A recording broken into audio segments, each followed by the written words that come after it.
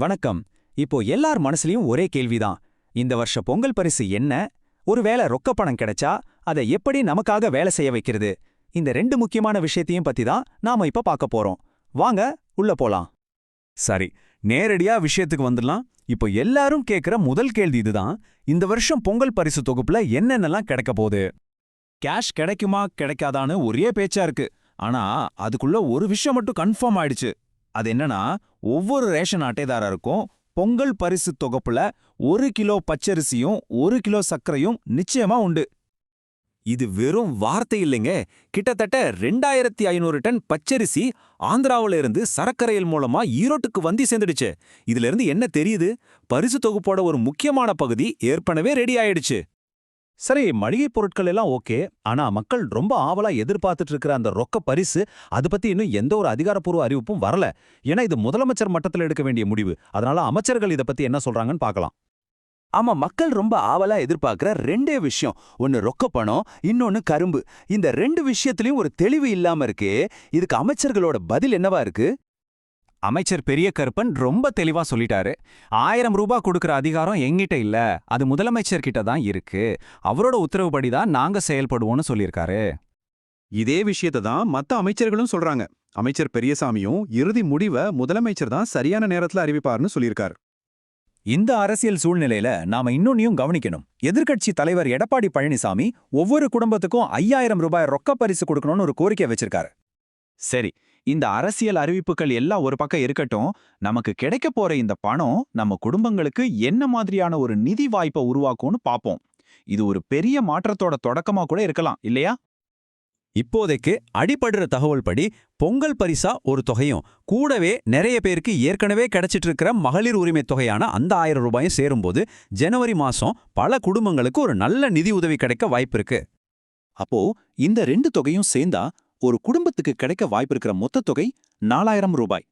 இந்த 4000 ரூபாய் பார்க்க சின்ன தொகையா தெரியலாம். ஆனா இத ஒரு பெரிய நிதி வாய்ப்போட தொடக்கமா நம்மால மாத்த முடியும். இங்க தான் நம்ம முக்கியமான கட்டத்துக்கு வர்றோம். பணத்தை வாங்குறது முக்கியம் இல்ல, அதை எப்படி புத்திசாலித்தனமா பயன்படுத்த போறோம்னு பார்க்கலாம் வாங்க. இது வெறும் செலவு பண்றதுக்கான பணம் இல்ல, உங்க எதிர்காலத்துக்கான ஒரு முதலீடு.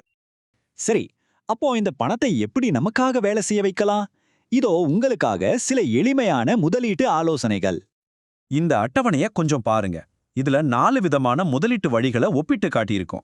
இடது பக்கம் முதலீட்டோட பேரு, அதுக்கு பக்கத்துல ரிஸ்க் லெவல், அதாவது அதுல எவ்வளோ இடர் இருக்குன்னு சொல்லுது. அடுத்தது சாத்தியமான வருமானம், இதுல தோராயமா எவ்வளோ லாபம் கிடைக்கணும் பார்க்கலாம். கடைசியா யாருக்கு உகந்ததுங்கிறது நீங்க எந்த மாதிரி முதலீட்டாளர்னு முடிவு செய்ய உதவும். இங்க பாருங்க, ரிஸ்க் ரொம்ப கம்மியான வங்கி டெபாசிட்ல இருந்து அதிக வருமானம் தரக்கூடிய பங்குகள் வரைக்கும் பல ஆப்ஷன்ஸ் இருக்கு. ஒருவேளை நீங்க பெரிய அளவுல ரிஸ்க் எடுக்க விரும்பலனா பேங்க் அல்லது போஸ்ட் ஆஃபீஸ் டெபாசிட், அப்புறம் பொது வருங்கால வைப்பு நிதி, அதாவது பிபிஎஃப் மாதிரியான விஷயங்கள் ஒரு நல்ல சாய்ஸ். இதுல உங்க பணம் ரொம்ப பாதுகாப்பா இருக்கும், அதே சமயத்துல நிலையான வட்டியும் கிடைக்கும். இல்ல, எனக்கு இன்னும் கொஞ்சம் அதிக வருமானம் வேணும்னு நினைக்கிறவங்க மியூச்சுவல் ஃபண்ட்ஸ் அல்லது நேரடியா பங்கு சந்தையில முதலீடு செய்யறத பத்தி யோசிக்கலாம். இதுல எல்லாம் வளர்ச்சிக்கு நிறைய வாய்ப்பு இருக்கு.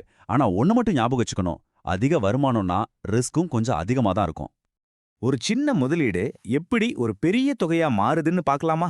வாங்க ஒரு உதாரணத்தை பார்ப்போம். நம்ம உதாரணத்துல தொடக்க முதலீடு வெறும் 4000 ரூபாய் தான். இப்போ இந்த சின்ன தொகையோட சக்தியை பாருங்க. இந்த வளர்ச்சியை பாத்தீங்களா? இதுதான் கூட்டு வட்டியோட மேஜிக். அதாவது உங்க அசலுக்கு மட்டும் வட்டி இல்ல, உங்களுக்கு வர்ற வட்டிக்கும் சேர்த்து வட்டி கிடைக்கும். ஒரு நல்ல மியூச்சுவல் ஃபண்ட்ல ஒரு 7லேருந்து 10 வருஷம் முதலீடு செஞ்சீங்கன்னா உங்க தொடக்கத் தொகை 3 மடங்குக்கு மேல வளர வாய்ப்பு இருக்கு. ஞாபகம் வச்சுக்கோங்க, இது வெறும் பணம் இல்ல, உங்க எதிர்காலத்துக்கான ஒரு விதை.